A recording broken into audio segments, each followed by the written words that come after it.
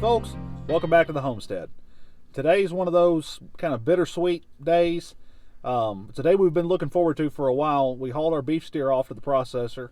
This is our first beef steer that we've raised together, and so he was brought to our farm for a purpose, and we are happy that he was here, and now he's going to provide for our family just like we provided for him for these past several months that we've had him. And it's always something it's different. Yeah. It's like I'm sad, but I'm like not at the same time. I know that's weird. It's a weird feeling. Bittersweet. Yeah, it's like it sucks. Something has to die, but that's the nature of eating meat. Something has to die so you can eat it. Yep. It's very different. I was with him almost every day. Feeding him. There was times the kids irritated me. I just stood out there and brushed him, which most people wouldn't do, but my kids, I needed a break and there wasn't much to do, so I'd just go brush the cow. I know, it's weird. I'm weird. Well, anyway, we're glad we did it. And, one of the reasons that we bought when we bought our farm, we want to use that land to provide for our family. We're putting the money into it every month, when we make our mortgage payment. So we wanted to do something that will turn that around and provide for us more than just having, grass that we have to mow. And so I never thought we would have a beef steer because somebody was adamant against it. And she decided that she wanted to take this on and do it.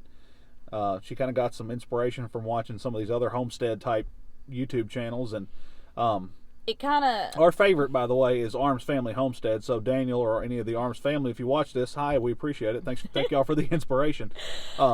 They hauled off a steer probably about a year ago now, and just listening to him talk and understand, he cared about these animals. It wasn't easy, even, for someone that's done it several times. So it's okay.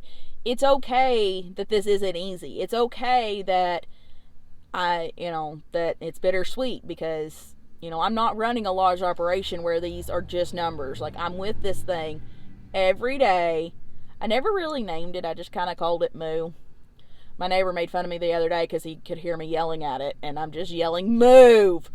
And so he was making fun of me. But, I didn't try to get super attached because I knew what the end goal was to this. But, it is what it is. It's okay that it's not easy. It's okay that, it's hard. Like we said a minute ago, we're incredibly thankful that this animal is going to bless us with some wonderful meat that's going to feed our family. I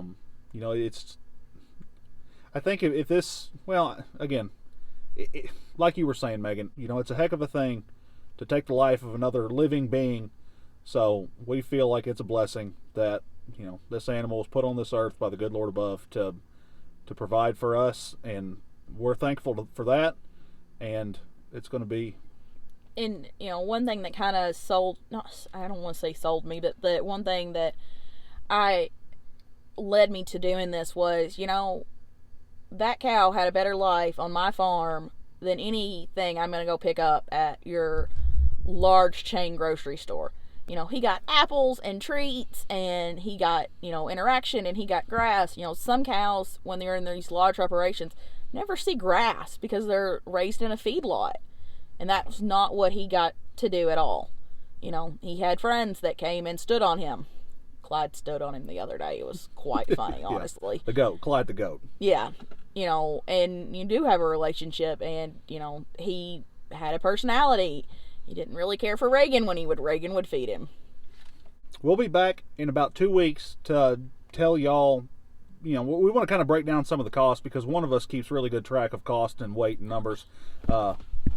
He's obsessed with spreadsheets. I'm an engineer, so I like the numbers, and so we want to go over the cost. Hey, we bought this cow for this much money. We put this much money in feed into him. He's eating grass and hay and stuff like that. And this was a processing cost, and kind of give a cost per pound on how much ground, or how much beef we end up with ground and all that other stuff. So. And we're only getting half of this cow. Yes, it's all going to be half because the other half goes to a friend of ours.